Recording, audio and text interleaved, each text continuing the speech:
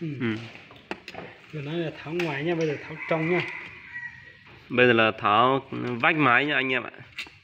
Lấy vách mái nữa, lấy đẩy có đẩy tí kia một hộp số này.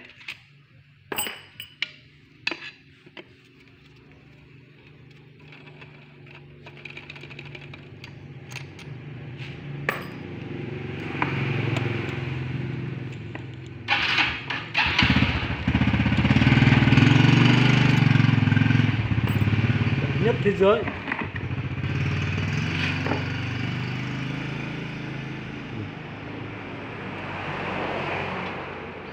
Mới tôi cãi cho.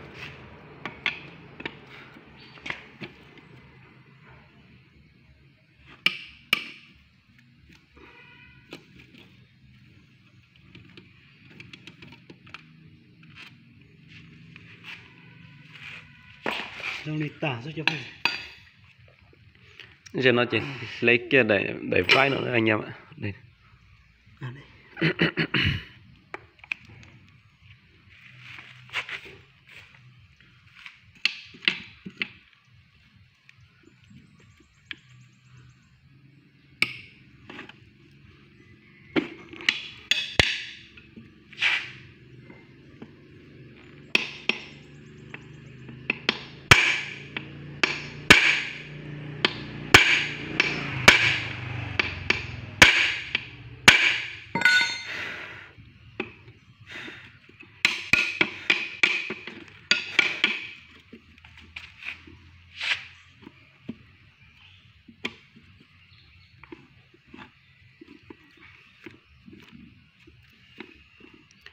Cho nó này cho mọi người chịu khó là muốn chừng chạy tù nữa.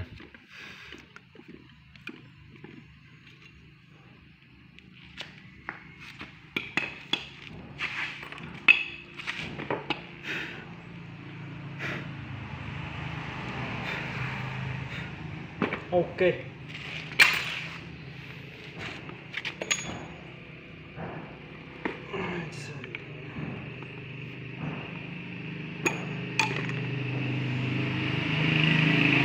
Cho đi nó kho ra hết cho không gì nữa.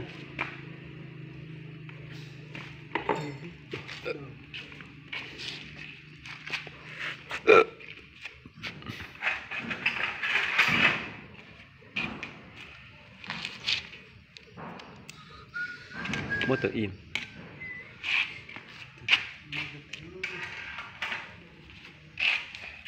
Cái dần máy không?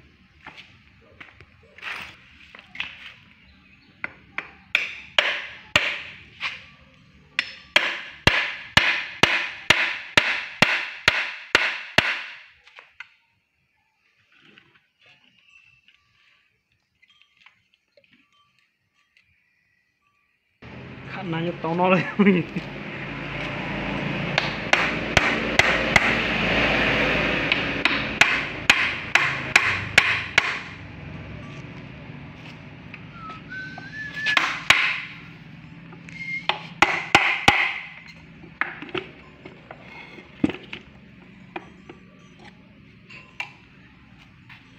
Sáng hộp khác.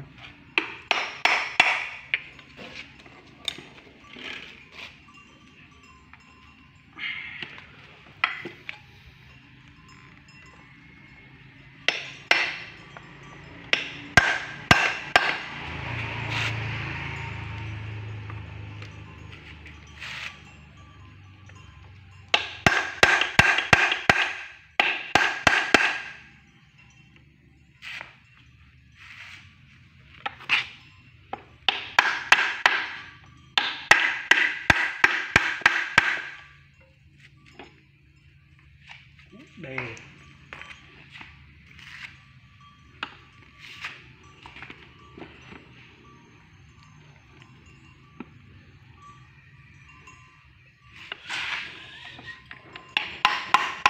Tôi dùng to tông vào.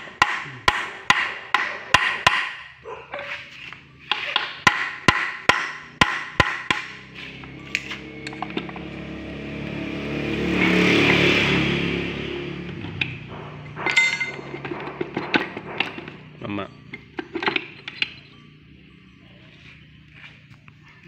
Ok.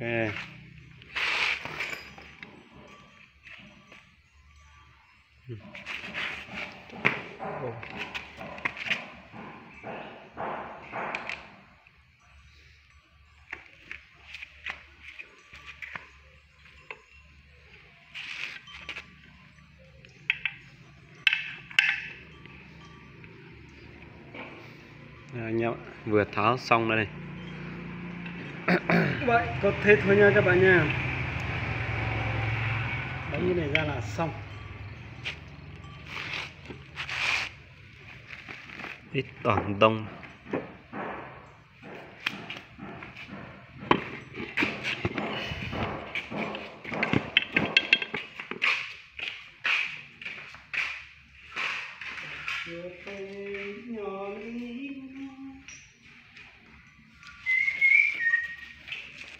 Các bạn nhớ lấy cái gì tịt vào nha. Ngố ngố.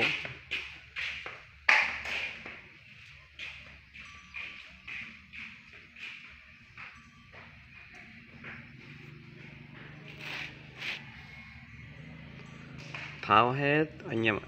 Lấy tan trò lên này. Tổng long tổng lao linh tinh này này. Mà lấy miếng gỗ xiên này, mà lấy con này.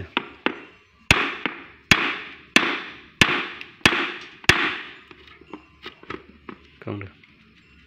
Gỗ nó mòn quá.